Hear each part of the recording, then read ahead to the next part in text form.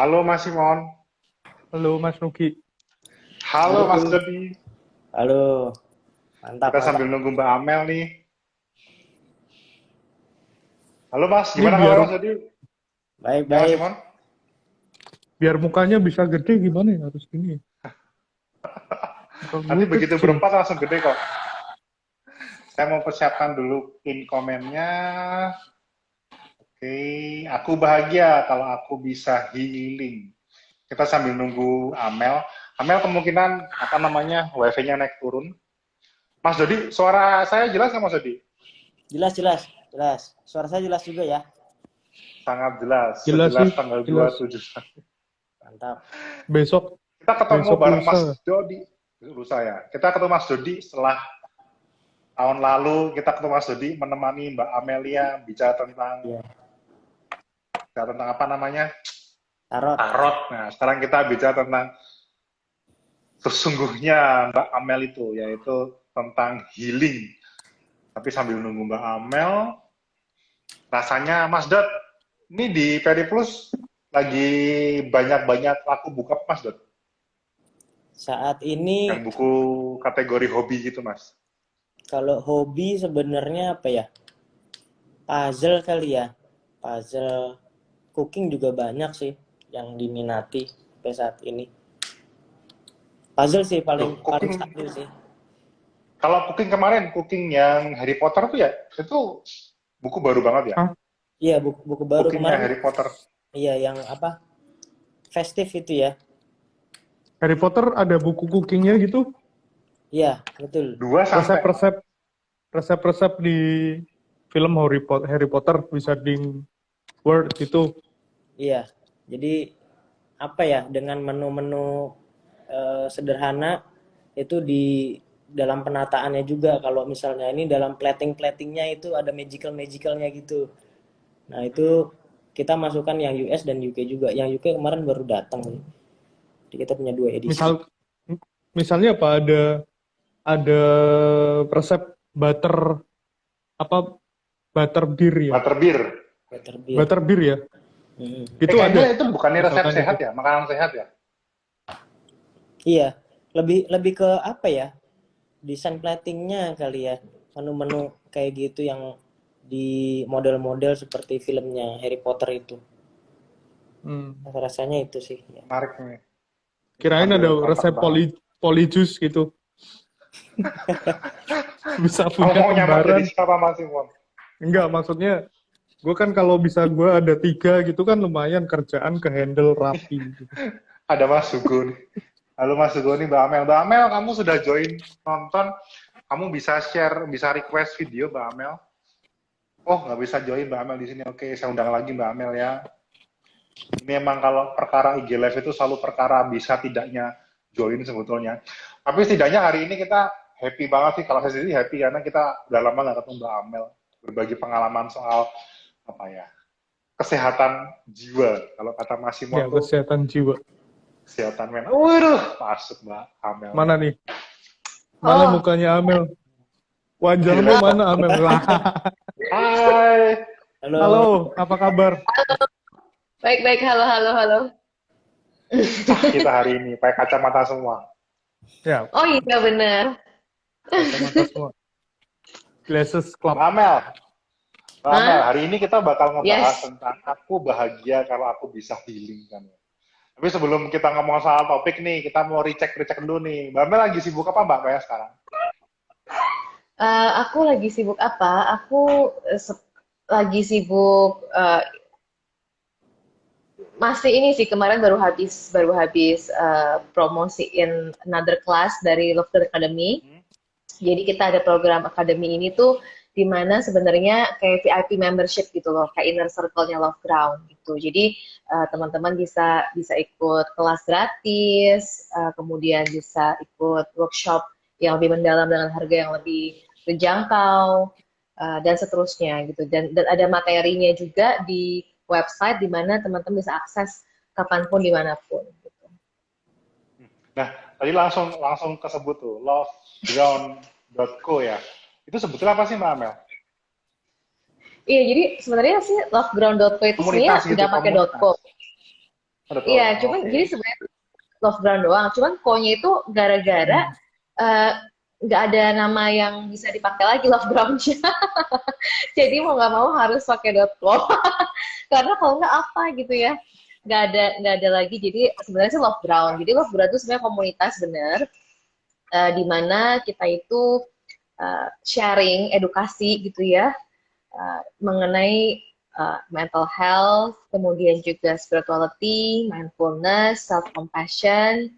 Jadi emang wadah dan juga kayak provider gitu ya dari mental health service gitu.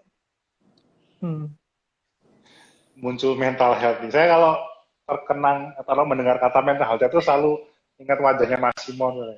Karena Mas Simon tuh orang yang selalu mencari keseimbangan mental health.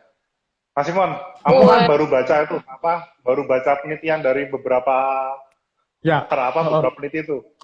Apa sih pandangan mental health dalam dirimu dan kepalamu? Ya, mental health versinya Mas Simon. Jadi kita boleh nyinggung soal Butopia juga kali ya?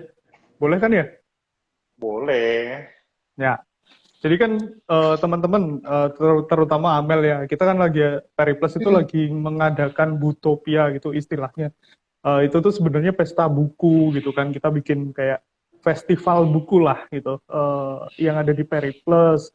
Terus IG Live ini sebenarnya juga dalam rangka itu ya, menyapa para pecinta buku gitu ya, yang jadi teman-temannya Periplus gitu. Nah di situ tuh untuk tahun ini itu aku mengajukan ide, temanya rebalance gitu ya, memantul balik dan mencari keseimbangan. Nah sebenarnya itu aku baca dari setidaknya 3-4 hasil penelitian. Nah salah satu yang menarik itu dari hbr.org ya, Harvard Business Review.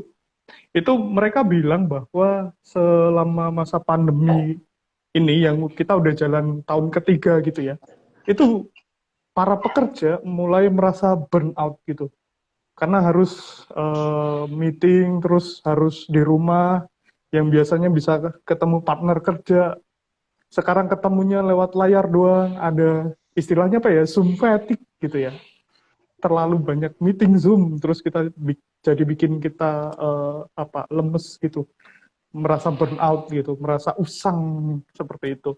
Nah di situ kalau nggak salah ingat ya datanya, sekitar 60% responden dari HBR itu mengalami yang namanya mental health issues. Nah bentuknya macam-macam sih, ada stres, ada kayak cemas gitu ya, merasa cemas kalau wah harus meeting nih, cemas seperti itu. Nah kayaknya apa yang dilakukan dan apa yang kami tawarkan adalah, teman-teman, kami punya banyak buku-buku yang barangkali bisa membantu teman-teman untuk menyeimbangkan diri gitu ya. Nggak cuma stres kan. Kami punya buku masak, punya buku gardening gitu, bercocok tanam di taman gitu, punya buku gambar doodling seperti itu, buku mewarnai yang rasanya bisa kami tawarkan kepada para pecinta buku itu, sehingga para pecinta buku setidak-tidaknya bisa sedikit memantul balik dari kondisi yang berat selama pandemi dan juga mencari keseimbangan baru. Gitu sih idenya. Dan kalau saya pribadi sih, saya baru-baru ini berani coba lagi berenang gitu, karena berenang setelah banyak dari kita divaksin, saya mulai berani berenang lagi. Sekali renang itu saya bisa 60-80 menit nonstop, dan di situ saya merasa itu tempat atau waktu saya bermeditasi gitu ya. Seperti itu, menenangkan diri sambil berenang. Satu gaya aja tapi konstan gitu. Gitu sih itu pengalamanku. Thank you Mas Simon soal mental health. Nah, tadi sudah nyinggung soal buku-buku, saya bakal tanya ke Mas Dodi. Tapi ntar Mas Dodi ya. Saya tiba-tiba gini teringat. Mas Simon tuh pas pertama kali berenang itu sampai saking semangatnya ya, berenangnya pakai masker ya Mas ya. Ya, atau saking semangatnya atau saking tidak sadarnya Itu kalau Nggak dalam sadar bahasa, itu begitu nah, begitu bisa ke kolam renang lagi aku nyemplung tapi kok ada yang aneh apa? Oh ternyata aku masih pakai masker. ya, artinya kan, Memalukan sih tapi ya artinya udah. di situ ada awareness-nya kan nggak jalan tuh. Mental health itu dikejar tapi lupa awareness. Nah, Mbak Ya. Amel, tadi yang disampaikan Mas Simon tuh menarik menurut saya, karena soal kesehatan mental itu berarti soal mental ya, kita ngomong mental, soal jiwa. Nah, kalau saya memantau melihat konten-konten yang Mbak Amel dan teman-teman Love Ground support kalau di Instagramnya kan, kelelahan mental itu bisa berbentuk insecure, bisa berbentuk ya insekuritas, bisa berbentuk luka gitu ya. Tadi pas disebut kecemasan. Nah, menurut Mbak Amel, kita ngomong soal jiwa nih. Sementara hidup manusia itu kan ya ada jiwa, ada raga, ada pikiran, ada indera. Nah, Mbak Amel dan teman-teman Love One itu melihat jiwa itu sebagai bagian yang apa sih? Sama pentingnya kah? Atau sebetulnya ya paling penting justru gimana Mbak Amel? Sampai harus Iya, jadi dibuatkan waktu konten dan tips-tipsnya tuh. iya, soalnya waktu aku baca pertanyaannya kayak gila nih pertanyaannya. Dalam banget nih. Apa? Kalau menurutku sih sebenarnya semuanya itu saling berkalian pastinya gitu ya. Jadi ibaratnya deh kalau misalnya kita sakit pasti moodnya berubah gitu kan. Maksudnya badannya sakit, moodnya berubah. Tapi at the same time, kalau kita badannya sakit, tapi kita punya mental yang tangguh gitu, yang resilient gitu, yang bisa bounce back kayak katanya Mas Simon tadi, kita jadi bisa melihat sakit sebenarnya contohnya bukan sebagai malapetaka gitu, tapi sebagai oh oke, aku harus lebih sayang sama badanku misalnya. Jadi kalau menurut aku semuanya berkalian ya. Tapi pada akhirnya sikap mental kita, jadi uh, uh, jiwa kita mungkin kalau kita bahasanya kita masuk kita kan ya.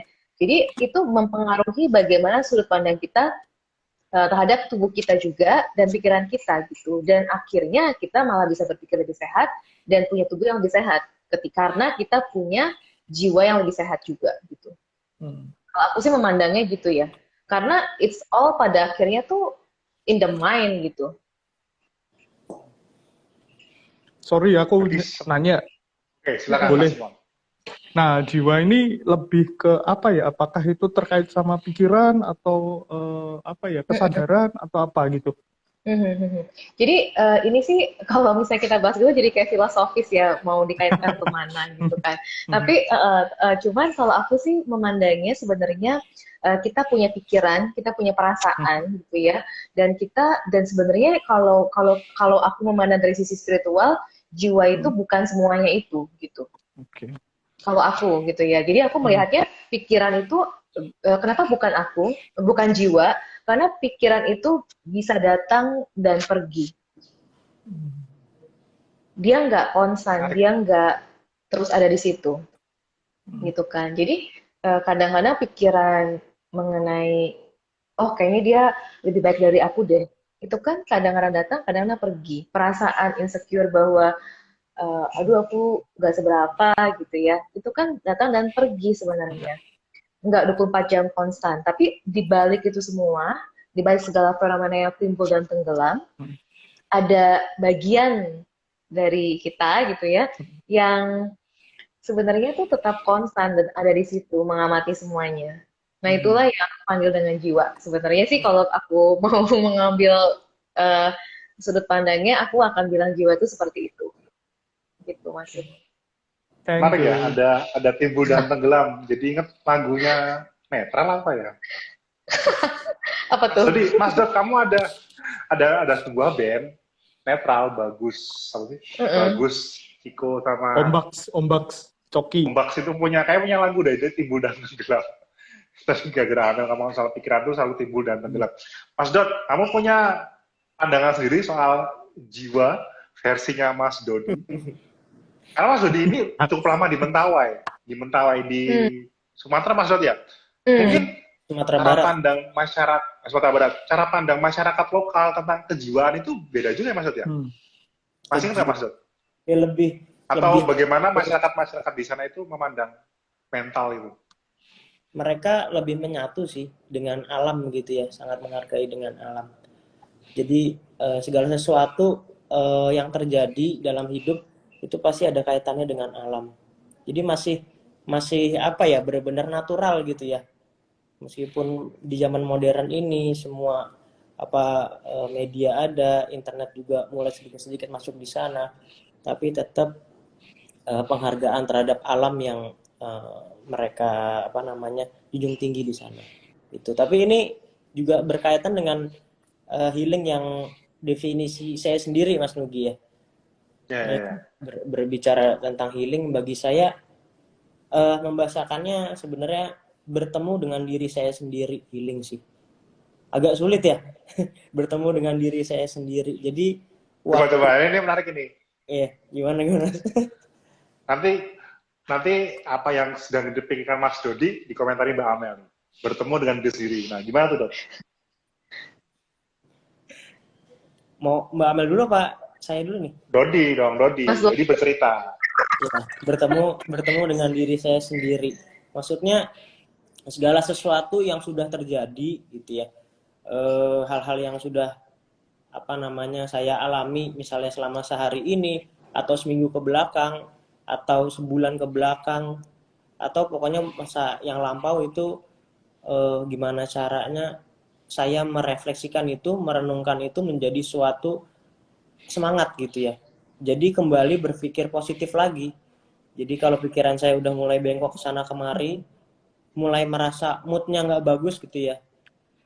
Kalau saya sebenarnya tipe orang yang misalnya hari ini bangun tidur, mood saya udah nggak enak nih.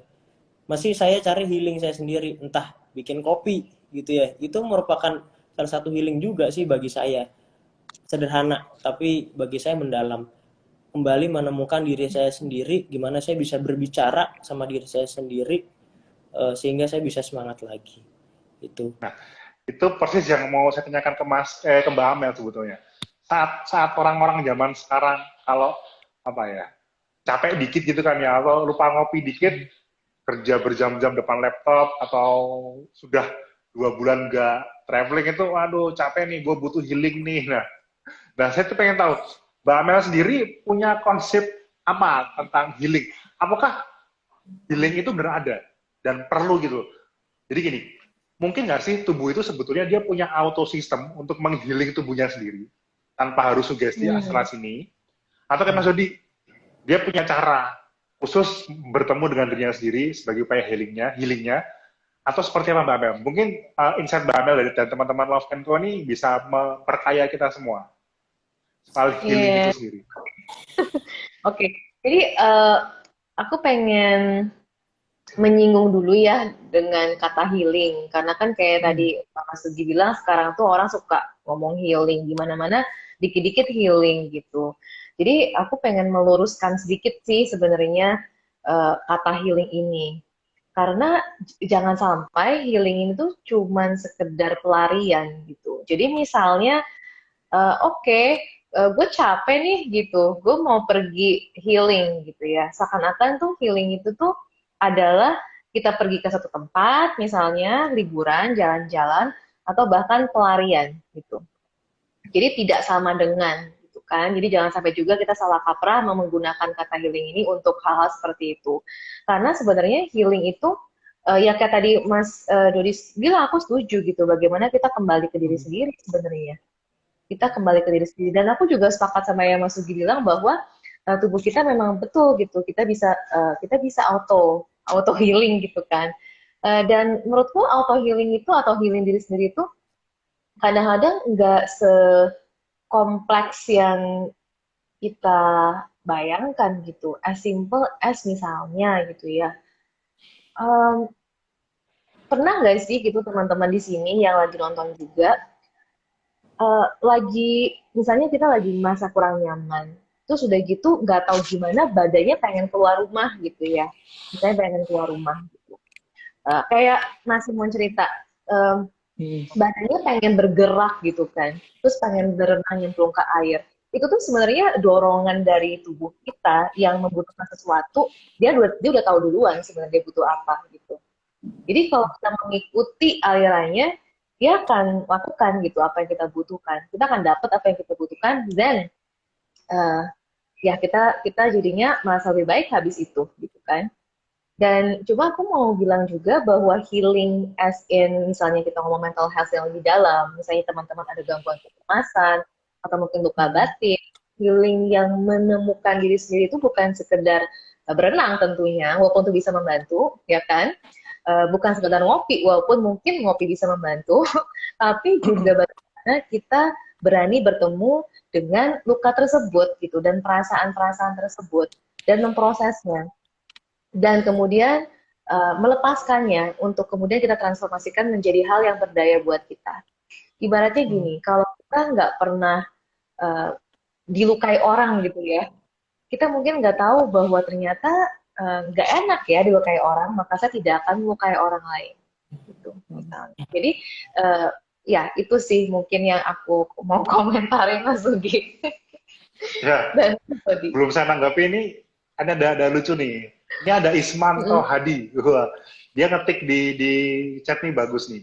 Healing aku adalah setelah baca buku bagus atau film keren, lalu bertemu dengan teman sefrekuensi untuk membahasnya. Nah, Ismanto Hadi ini nama keluarganya Paman, ini sebenarnya apa ya? Bapak founding father-nya Indo Harry Potter ya. Pokoknya kalau berhubungan dengan Indo Harry Potter inilah, ini profesornya tuh, ya mungkin Albus Dumbledore-nya Indonesia lah gitu ya, Paman Hadi ini.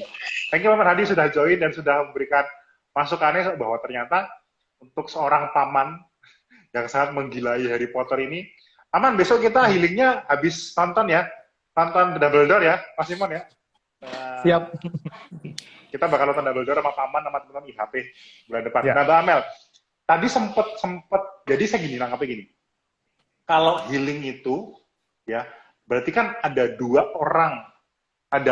penyebab kenapa orang muncul keinginan untuk healing.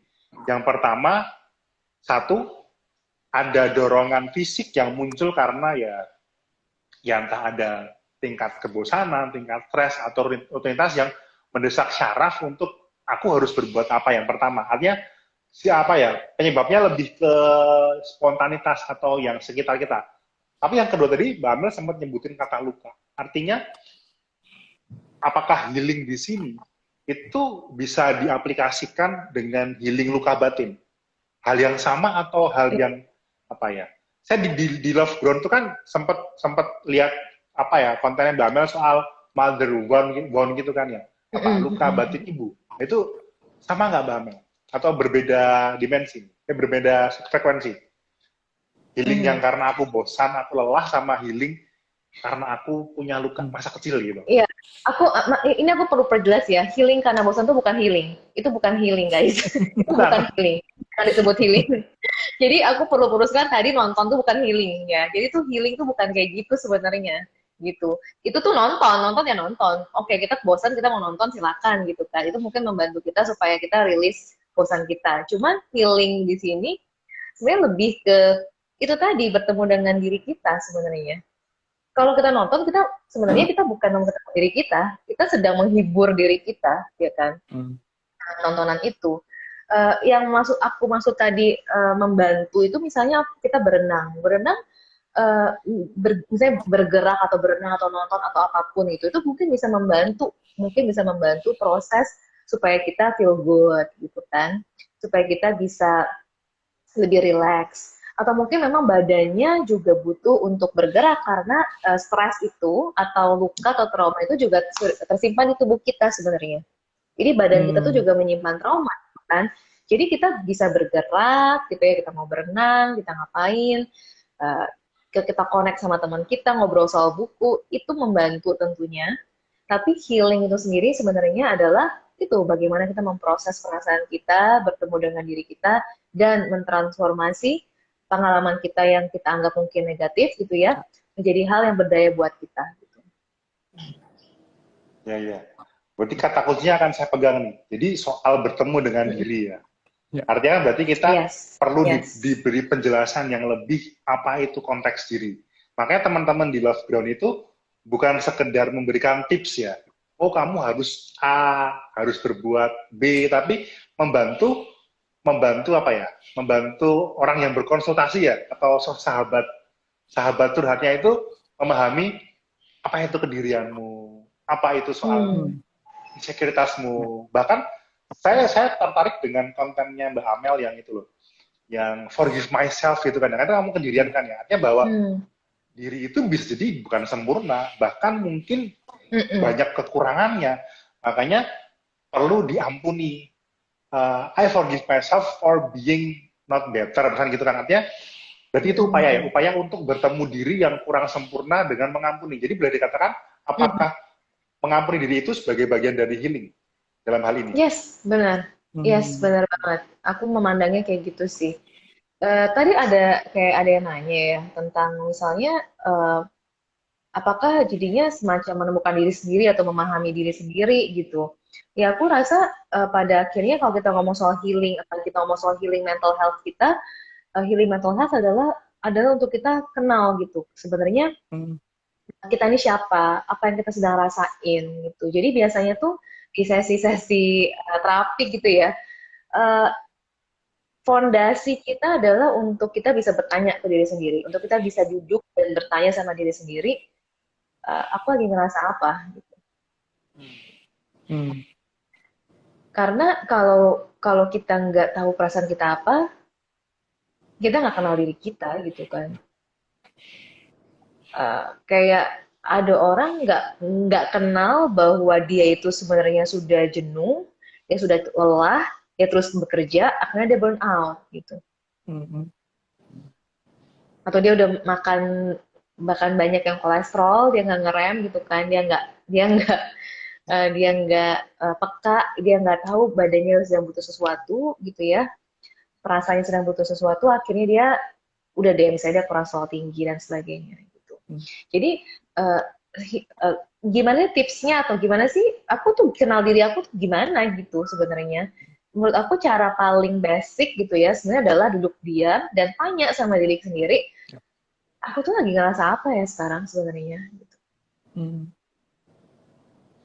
Jadi itu kayak step untuk kenal diri kita. Dan kalau kita kenal diri kita, ada awareness kayak tadi Mas Nugi bilang, baru deh kita bisa proses gitu kan. Ibaratnya gini, kalau kita tahu kita sedih, kita jadinya tahu gimana caranya nih untuk kita menghadapi kesedihan kita. Gimana caranya sih? Amel tuh sedih kenapa gitu. Amel tuh butuh apa sih karena dia sedih gitu. Misalnya tadi Mas Nugi bilang, I forgive myself karena nggak be better gitu. Dan aku ternyata ada kebutuhan, aku kenal bahwa ternyata aku tuh butuh diterima apa adanya gitu. Kayak gitu kan. Kalau itu nggak akan terjadi kalau kita nggak ada awareness untuk kenalin diri kita dan nanya, kenapa ya aku tuh sebenarnya lagi ngerasa apa sih gitu. Ya. Mas Nugi, saya boleh tanya nggak sama Mbak Amel nih? Silakan nih, Bandi silakan ini. Mas Dodi ini silakan. Boleh konsultasi juga, konsul juga boleh Mas Dodi. Berarti yang pertama kan harus jujur ya ada sama diri sendiri. Nah kalau ini melihat healing itu apakah sama dengan yang orang-orang bilang dengan me time? Oh iya. Oh, udah pertanyaan itu. Oh, kita udah lanjut aja. Kalau menurutku sih sebenarnya tergantung kita melihat me time tuh ngapain dulu me time-nya gitu. Ya kan? Jadi kalau me time-nya nonton misalnya gini ya.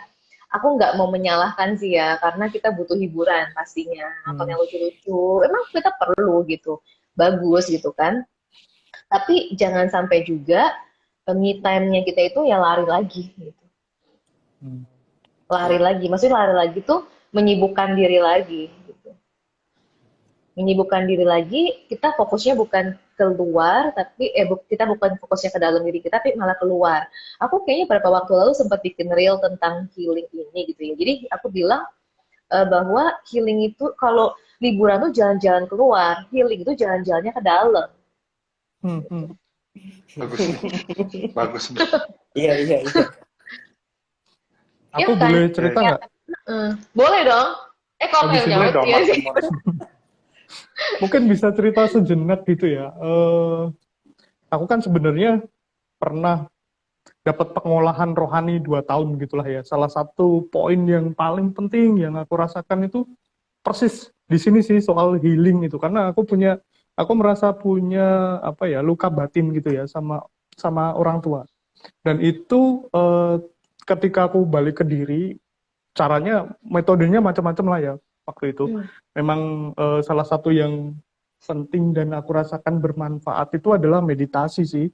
Meditasi ketika kita ambil waktu setengah jam lah seenggaknya merilekskan tubuh, terus masuk kembali ke dalam diri, bertanya. Nah di situ tuh aku nggak tahu ya secara intuitif waktu itu ya, itu aku merasa harus ngobrol dengan diriku yang usia 9 tahun. Gitu. Diriku sendiri yang waktu itu 9 tahun, dan ketika ngobrol itu aku kok merasa jauh lebih ringan ya. Ternyata kalau aku rasakan umur 9 itu adalah masa di mana perasaan-perasaan berat, luka batin itu mulai muncul dan tumbuh gitu ya. Nah, ketika bisa ngobrol, terus akhirnya di satu kesempatan aku membayangkan aku memeluk diriku sendiri yang 9 tahun itu, dan akhirnya aku merasa lebih ringan gitu aja. Tetapi aku rasa sih prosesnya nggak terjadi untuk sekali untuk selamanya ya. Terus next bakal ada pengalaman yang barangkali mengusik luka itu lagi atau menambah berat. Aku rasa sih healing itu nggak dari pengalamanku setidaknya itu nggak seperti kitan itu ya, yang sekali dikitan terus udah selesai, tapi barangkali harus dilakukan beberapa kali gitu. Jadi nggak satu kesempatan terus perkaranya hilang gitu. Kita bisa mendapat sembuh. Aku rasa nggak gitu juga gitu sih. Itu sih komentar sedikit gitu dari aku soal terutama yang terkait masuk ke dalam diri, terus sama soal luka batin gitu ya. Gitu. Menarik loh ini. Dari Kak Amel gitu kan ya, dari Mas Dodi, dari Me Time, dari pertanyaan Me Time, yang orang-orang ini ada akun Really77. Kalau kita nonton sifatnya tuh sementara. Me Time itu sifatnya sementara. Apalagi Me Time yang bentuknya activity gitu. Sementara Mbak Amel itu penekanannya pada ya aktivitasnya itu bukan keluar, bukan eksterior, tapi interior gitu ya. Jalan-jalan ya ke dalam diri. Dan Mas Simon jalan-jalannya lewat gerbang meditasi sampai dia bahkan menembus ruang waktu kan ya. Ya bertemu Mas Simon yang 9 tahun yang rambutnya masih bertumbuh banyak gitu kan ya. Dengan pipi yang masih cekung gitu kan ya. Mbak Amel ada komentar terakhir tanggapan untuk Mas Simon soal kisahnya yang memeluk anak 9 tahun tadi? Iya, aku merasa keren banget, saya super keren banget gitu. Itu kan intuitif kan, Mas Simon kan? Iya. Nggak ada bayang sebelumnya, nggak. Iya, dan nggak tahu bahwa that thing exists gitu mungkin bahkan. Iya kan? Nah, menurut aku makanya ini aku langsung merinding ini. Iya, karena aku merasa tuh kecerdasan jiwa kita sebenarnya. Bahwa jiwa kita tuh, ini jiwa ya, kalau aku bilang jiwa tuh maksudnya roh gitu kan. Maksudnya tuh dia tahu gitu apa yang kita butuhkan. Dia tahu caranya gitu. Dan sebenarnya kenapa dimulai dari meditasi? Karena dengan kita meditasi kita slow down, kita kemudian relax gitu ya. Relax gitu kan, benar. Dan kita kita beneran nggak ada siapa-siapa, nggak ada apa-apa, hanya kita aja gitu. Jadi emang ini kalau kita ngomong soal sains sedikit gitu ya, ketika kita meditasi itu kita ke gelombang otak yang lebih deep sebenarnya, alpha, theta gitu kan, dimana di gelombang otak tersebut sebenarnya memang memungkinkan untuk kita mengalami penyembuhan, baik fisik ataupun mental. Itu research based gitu sebenarnya. Nah jadi secara ketika kita sudah relax gitu ya, as simple as relax dan nafas aja, itu tuh benar-benar bisa membantu kita secara intuitif tahu mesti ngapain sebenarnya. Dan ada dorongan jiwa. Jadi menurut aku amazing banget sih pengalamannya Mas Simon, karena sebenarnya itu pengalaman yang biasa ada di sesi-sesi terapi gitu. Emang. Sorry. Kalau model kayak gitu kita sebenarnya bisa ngelakuin sendiri atau butuh bimbingan orang lain juga yang lebih expert? Oke, jadi ini pertanyaan yang bagus banget. Jadi, jadi kalau Mas Simon kan seorang Mas Simon gitu ya. Jadi dia mendapatkan wahyu. Dia mendapatkan wahyu dari yang di atas atau yang di sebelahnya gitu kan. Kemudian dia tahu gitu dia mesti ngapain. Tapi nggak semua orang seperti Mas Simon. Nggak semua orang punya, aku bisa bilang kecerdasan emosional ataupun spiritual seperti itu. Nggak semua orang gitu loh. Bisa punya panggilan untuk bisa ke dalam kayak gitu nggak semua orang. Jadi untuk banyak orang lainnya, ya, mungkin mereka butuh bantuan profesional. Dan aku sepakat banget apa yang Mas Simon bilang bahwa ini tuh bukan kayak kita yang sekali terus udah selesai gitu. Ini adalah sebuah never ending process kalau menurut aku sih, never ending process di mana kalau kita bayangin kayak sebuah pusaran gitu ya. Dan tadinya mungkin kita kenal luka kita atau kita kenal perasaan kita itu atau diri kita sendiri cuman di luar lingkarannya gitu ya. Lama-lama kita makin ke dalam. Terus kok masih bisa kepancing lagi ya aku ya? Ternyata ada bagian lain lagi gitu. Semakin semakin dalam. Jadi memang selagi kita masih hidup, aku rasa kita terus belajar gitu untuk makin kenal diri kita gitu. Dan nggak instan, dan alangkah menyenangkannya sih ya kalau menurut aku ketika kita butuh, kita ada orang yang lebih mampu gitu ya untuk ngebantuin kita. Jadi aku pun juga sama, mungkin buat teman-teman di sini merasa bahwa mungkin Amel nggak ngalamin atau mungkin Amel nggak cari bantuan. No, aku juga cari bantuan teman-teman. Aku juga punya terapisku sendiri gitu sebenarnya, dan aku juga berproses terus sampai sekarang gitu. Jadi sebenarnya namanya juga manusia ya, kita sama-sama saling support gitu kan. Ada IG Live kayak gini kan juga kita tujuannya supaya kita saling support gitu. Ya, thank you.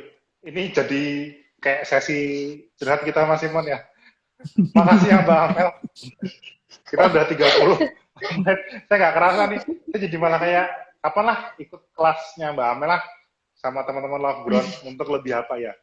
Karena begini, membiarkan orang lain memberikan sudut pandangnya itu ternyata memperkaya gitu. Nanti pengalaman Mas Simon waktu masih pengalaman rohani, nanti juga pasti punya pengalaman sendiri. Tadi kata kunci gini, saya pengen Mas Dodi nih komentar nanti ya. Tapi kita, ini bagian akhir ya. Mbak Amel tuh 2 kali ngomong soal slow down sama no fast gitu kan ya. Nggak usah cepet-cepet itu. Itu tuh kayak the thing you can see only when you slow down. Mungkin siapa, Dot? Siapa, Dot? Emin Sunim itu. Emin Sunim ya. The things you can see only when you slow down. Ya buku itu sempat booming sih. Itu kan Big Susan gitu kan ya. Ya. Setelah ini untuk akhirnya, thank you Mas Dodi ya. Dot. Kita akan kasih closing statement masing-masing, closing statement ya, Mbak Amel dan Mas Simon juga terlebih itu kan, yang punya pengalaman. Tapi sambil Mbak Amel sama Simon berpikir kata-kata apa yang cocok untuk closing statement, saya mau tanya Mas Dodi. Mas Dot, tadi kan Mbak Amel ada beberapa penekanan untuk masuk ke dalam diri itu kan orang butuh media. Ya medianya bisa apa aja ya, me time itu bisa jadi media, sarana ya, bukan tujuan, me time itu bukan tujuan healing, tapi menjadi sarana untuk healing. Nah kadang orang itu dalam ber-me time kan doing banyak hal. Mas Simon dengan berenang meskipun dia tidak awareness menggunakan lepas maskernya.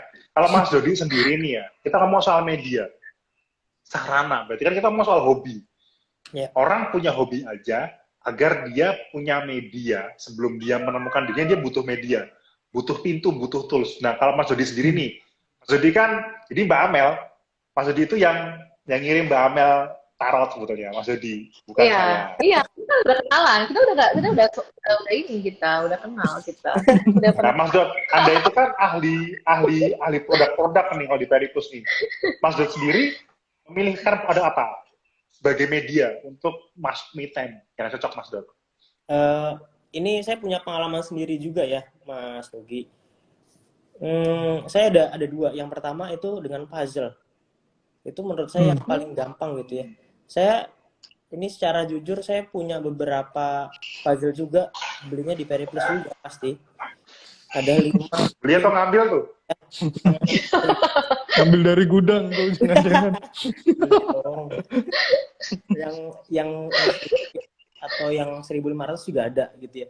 Jadi kalau misalnya saya pulang kerja merasa ada perasaan nggak enak gitu ya, itu saya ambil puzzle biasanya terus langsung nata itu.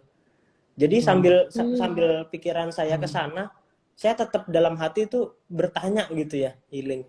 Apa yang udah saya lakukan hari ini? Ini salah apa enggak? Gitu. Itu bagus buat saya berpikiran positif lagi, setidaknya untuk hari itu dan untuk besok paginya. Gitu. Itu yang pertama. Lalu yang kedua, saya pernah cerita ke Mas Simon, saya penggemar beratnya Murakami. Ya. Nah, fiction ya, novel itu menjadi salah satu yang juga penyemangat saya gitu ya. Maksudnya sebagai sarana healing. Jadi ketika saya membaca, saya ada inspirasi yang bisa didapat dari buku itu gitu ya. Inspirasinya kecil-kecil gitu ya. Entah ya saya sehari cuma membaca misalnya 20 halaman, 30 halaman, tapi pasti ada sesuatu yang bisa saya ambil. Itu sih yang bagi saya menyentuh gitu. Dan baginya tentu teman-teman yang nonton juga, Mas Nugi, Mas Simon sama Mbak Amel punya cara-cara tersendiri. Gitu ya. Itu aja sih, Ya. Mas Nugi. Oh, saya malah baru tahu. Makanya dulu Mas Dodi tahun lalu tuh pernah ngeposting bukunya yang Singular Person Murakami ya. Singular First Person tuh ya, pas datang ke Indonesia gitu ya. Kamu langsung posting, I got one gitu kan ya. The first person ya, the first person singular. Yeah. Yang gambar monyet itu. Iya, betul. Oke, terima kasih Mas Dot. Mbak Amel, Mas Simon, kami minta closing statement dong dari Mas Simon dulu, baru Mbak Amel. 1-2 kalimat lah. Aku dulu ya. Soal Aku dulu dan Amel kebahagiaan. Ya.